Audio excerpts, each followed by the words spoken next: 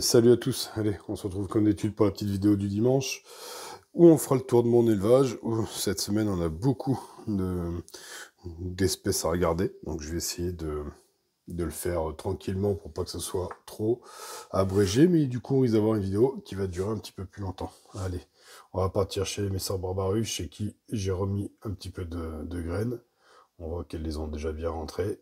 Comme d'habitude, j'ai une petite tache d'humidité, de condensation ici, donc on voit pas forcément net à travers. C'est mesdemoiselles qui ont décidé que c'était trop sec. Alors, on a un peu de couvain par ici. Un peu de couvain là. Ici, on a des fourmis qui glandent. Ici, on a quelques graines. Elles sont chiantes quand elles ramènent de l'eau, spécialement ici pour que je puisse pas filmer, je pense. Ici en haut, on a un petit peu de bonnes fourmis. Donc voilà, ça leur a fait du bien parce qu'ils avaient vraiment besoin d'avoir refaire le stock. On voit qu'elles en ont stocké un peu partout d'ailleurs. Elles m'en ont mis ici dans les tuyaux de raccord, elles m'en ont mis là-bas aussi dans le tuyau de raccord. Bon, j'ai eu peut-être un peu la main lourde. Dans ce terre de chasse là, bah, toujours pareil, hein, caché sous mon abreuvoir. Voilà. Dans le nid principal, on a un petit peu moins de monde. Je n'ai même pas regardé si... Ah si, il est encore humidifié pourtant. Ici, on a toujours le couvain qui est en train de se développer. Voilà, anti-évasion. Ici, dans l'angle. Donc voilà. J'ai revu le mâle qui se baladait. On voit qu'elles m'ont mis encore des graines ici. Donc tout va bien. Dans ce nid-là, il y a un petit peu moins de monde depuis quelques jours. Alors est-ce que je l'ai trop humidifié? Je vais faire ça qu'elles ont mis des graines contre l'humidification, mais par contre, ben, résultat, elles sont peu nombreuses à y être dedans. Bon, en même temps, elles sont beaucoup dehors hein, depuis quelques jours. Donc forcément, ben, plus il y a de monde dans l'air de chasse, comme on va voir maintenant, et plus le nid est vide. Donc ici, on voit qu'il y a encore de la récolte. Alors, je leur ai mis une petite coupelle pour qu'elles mettent le déchet dedans. Donc là, c'est pas elles qui l'ont fait, c'est moi, pour essayer de les motiver. Mais quand on regarde, en fait, bah, elles continuent à le faire à côté. Donc voilà. Elles sont venues cacher des graines aussi ici derrière, à leur habitude. Elles sont beaucoup dehors. J'aime bien ce côté l'air de chasse en ce moment. Donc voilà, elles ont eu leur protéines cette semaine. Tout va bien. Pour les messors. Allez, on va descendre chez les campeaux, en tout genre. On commencera du coup par les abeilleries. Je vais essayer de vous les éclairer un petit peu plus pour qu'on puisse mieux les voir. Donc ici, on a des cocons, juste là. Ici, on a du couvain avec des petits œufs. Enfin non, c'est pas des œufs, c'est des petites larves.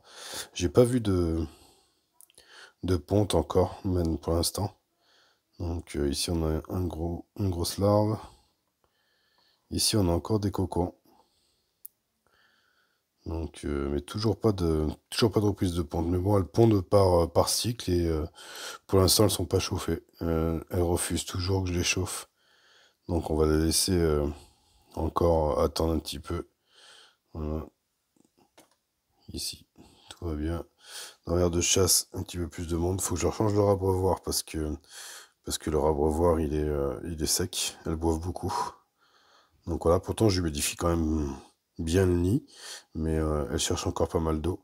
Donc on va regarder, peut-être qu'il faudra que j'augmente encore l'humidification. On va en profiter, vu qu'on est là, on va passer chez les Crantatus. Hop, mauvais reflet, on va s'approcher un peu. Donc Crantatus, qui m'ont fait pas mal de cocons. Donc ça fait plaisir. On a du couvain. Donc ici, comme on peut voir, on a encore des belles larves à venir. Donc tout va bien chez elle aussi. Voilà, dans l'air de chasse, une petite qui se balade. Mais bon, ici, tout est parfait. Ici à côté, je sais pas comment je vais vous l'éclairer, mais ah, pile poil dans la tache d'humidité. On va retrouver la dernière arrivée. Je vais pas réussir d'avoir une mise au point. Campodotus barbaricus, voilà, avec ses 4 ouvrières et son petit couvain, à qui j'ai mis un petit setup, elles ont déménagé. Je vais essayer de vous les filmer, mais là, le problème de ce côté-là, On a une grosse tache d'humidité. Je les ai légèrement réchauffées. Excusez-moi, je cherche un bon angle pour vous les filmer. Voilà. On voit qu'elles ont une physogastrie. Elles ont bien mangé, un petit couvain. Donc voilà, on va les suivre. C'est celles qui m'ont été offertes en début de semaine.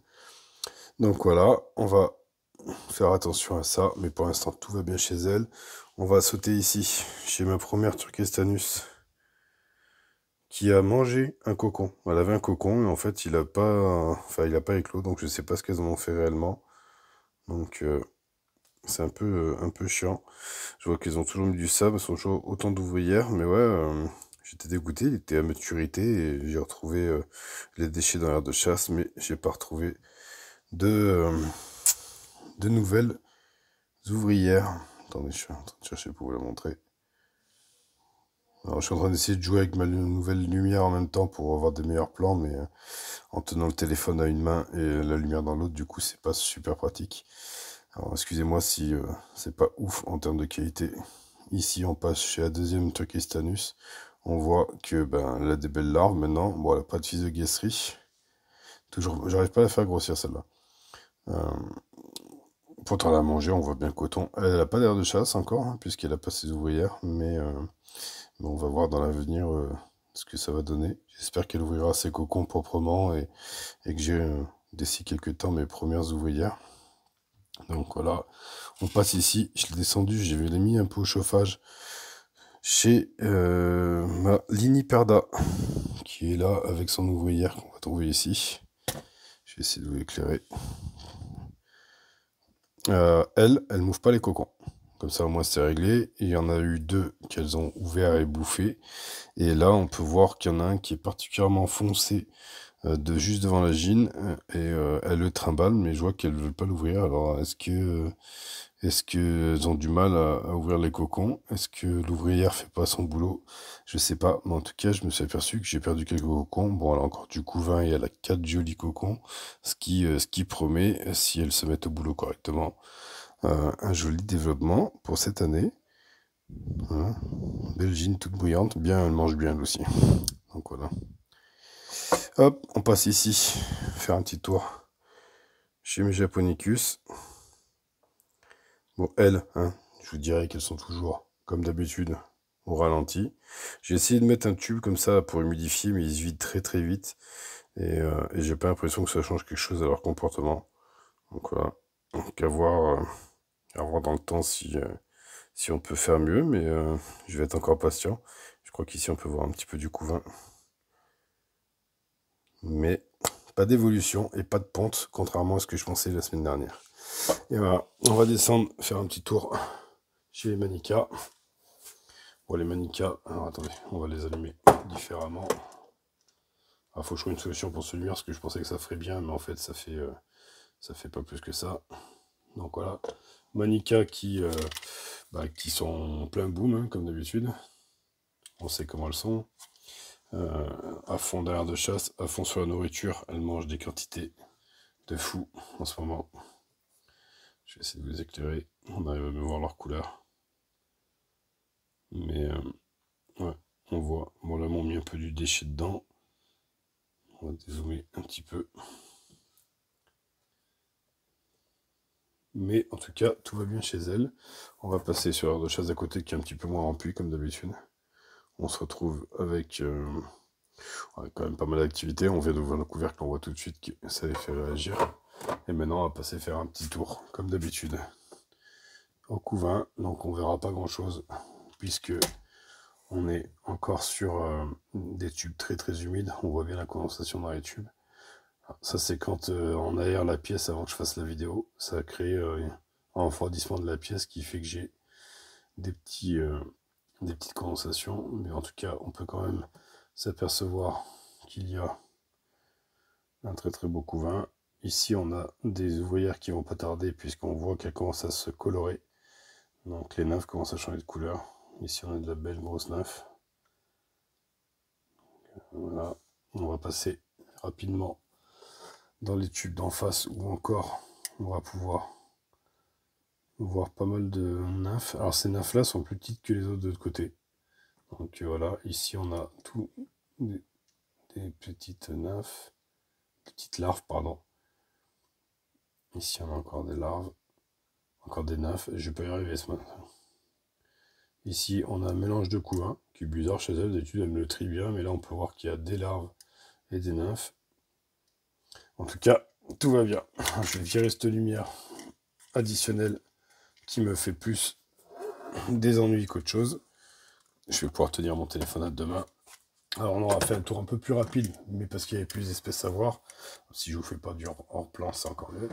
Voilà, je vais devoir, hop, certainement racheter des tubes, et, parce que ça commence à être le bordel sur mon étagère Campo. Ça, c'est ma lumière, vous voyez. Donc, il faut que je trouve un système pour la fixer. Ça commence à être le bordel sur mon étagère Campo. Il faut que je puisse chauffer plus d'espèces, donc il faut que j'achète un tapis. Et puis on va devoir les déplacer. Je vais revenir sur elle du temps que... Voilà. Ouais, sur la lumière, c'est même encore mieux. On la voit sombre, mais au moins on la voit bien. Je reviens sur la Barbaricus parce qu'on l'avait pas vu correctement.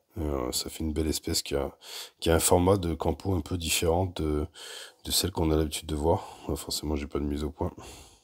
Elle n'a pas tout à fait le même physique que les autres, je trouve. Elle est plus allongée et plus étroite, ce qui en fait une belle espèce. Allez, sur ce, j'ai fait 11 minutes 20. Je pense qu'on va arriver au bout.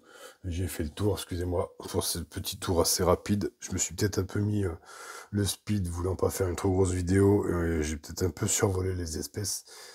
Si c'est le cas, dites-le moi dans les commentaires, et je me ferai attention pour m'attarder un peu plus sur les espèces à la vidéo de dimanche prochain. Allez, sur ce, ciao ciao.